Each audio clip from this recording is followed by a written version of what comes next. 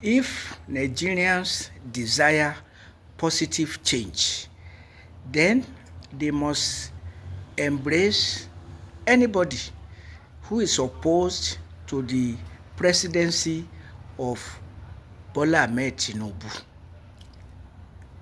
No two ways about it. The issue of disgruntled politicians who are opposed to him, I have thought about it, and my conclusion on a personal note is that you have to relate with available people, and the available people are those opposed to the presidency of Bola Ahmed Tinubu. Those who installed him, like Malam Nasir El-Rufai, who feel disappointed in him, are Nigerians for the most part not disappointed with him? Are workers enjoying? Or are we talking about students who are abandoning their education? So we need to rally together, because those who are disgruntled and those who are dissatisfied, they are in the same camp, and they must belong together, rally together for positive change in Nigeria.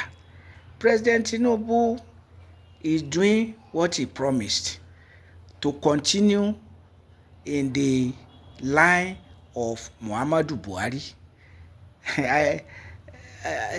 Ironically or coincidentally, the Yoruba people have a saying, ẹni tá bá láàjọ jíjù làájù, that if you want to resemble somebody in character, you will outdo the person. And so the poverty created by Muhammadu Buhari, the insecurities created by Muhammadu Buhari are unabated. We are not worse, but certainly the purchasing power of Nigerians have reduced. It is as if President Bola Ahmed Tinubu has come to snuff life out of Nigerians. So, and the English people say, the enemy of my enemy is my friend. The friend of my enemy is my enemy. That's the principle of life. So let us not shy away or discard the so-called disgruntled politicians. They have reason to be disgruntled. We all know the role that Malam Nasir El-Rufai played in the installation of Bola Ahmed Tinubu. And now, the installation of Bola Ahmed Tinubu as the APC presidential candidate in 2023. It is a role that Tinubu himself cannot deny. But Malam Nasir El-Rufai is not my politician.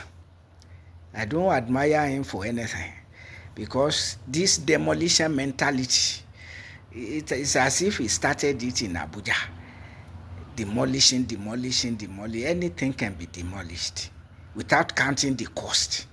Whether when he was the administrator of the Federal Capital Territory, or when he was governor of Kaduna State. So, and of course, 8 years under Muhammadu Buhari presidency, what has he to show? But now, if we find ourselves in this camp of disgruntled and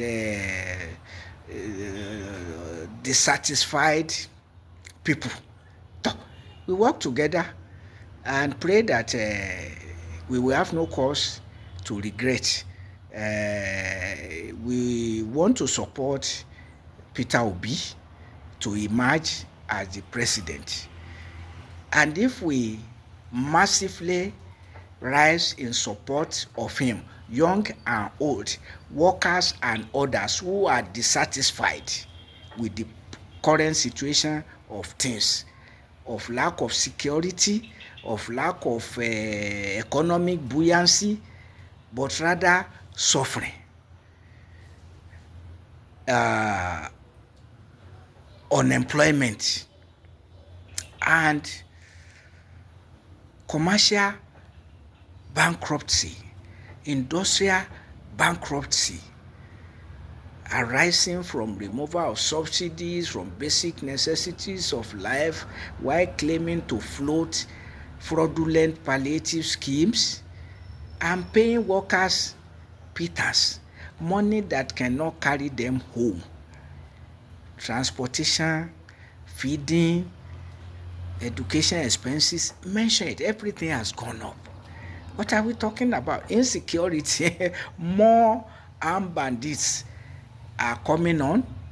Even more terrorist groups are coming on because the government fails to do the needful, seek peace, internal peace. So we need somebody who values peace, who want to reposition the economy. And having been the governor of Anambra State, and except for disgruntled opponents in the state, including championed by the current governor of Anambra State, who obviously is pleased with President Bola Ahmed Tinubu. So it's for the rest of us to rally around Peter Obi. Yes, and we must not discriminate as long as you are for Peter Obi. The reason being that we have a common goal to achieve positive change. Well, I don't know whether this is a case of the end justifying the means, but if you are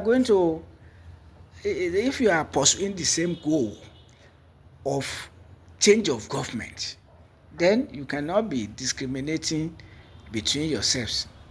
Otherwise, a house divided among itself, or a house divided within itself, cannot stand. So let us pursue our common goal. These disgruntled politicians might have learned one or two lessons which will make them to cooperate with Peter Obi and the rest of us who are itching for a better political and economic order.